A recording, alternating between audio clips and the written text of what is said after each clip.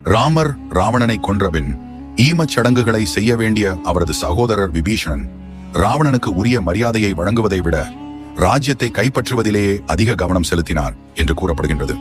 ராவணனுக்கு நிரந்தர மரணம் இல்லை, அவர் மீண்டும் எழுந்து தனது சிங்காசனத்தை கைப்பற்றுவார் என்று நம்பிய நாககுல மக்கள் அவரை உயிர்ப்பிக்க பலமுறை முயன்றனர். ஆனால் அவை அனைத்தும் தோல்வியடைந்தன.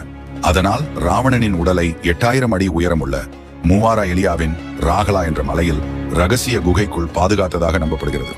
சர்வதேச ராமாயண ஆராய்ச்சி மையம் ராவணன் தொடர்பான 50க்கும் மேற்பட்ட இடங்களை கண்டுபிடித்துள்ளது. அதில் முக்கியமான ஒன்று ராவணன் தவம் இருந்த குகை. சில ஆராய்ச்சியாளர்கள் கூற்றுப்படி அங்கு 18 அடி நீளமும் 5 அடி அகலமும் கொண்ட பெரிய பெட்டிக்குள் சக்தி வாய்ந்த ரசாயன மூலிகைகளால் ராவணனின் உடலை பதப்படுத்தி ஆயிரக்கணக்கான ஆண்டுகளாக அழியாமல் பாதுகாக்கப்பட்டிருப்பதாகவும் நம்பப்படுகிறது. இது உண்மை என்றால் அவர் மீண்டும் எழுந்து வருவாரா? வந்தால் என்ன நடக்கும்? உங்கள் கருத்துக்களை தெரிவிக்கவும்.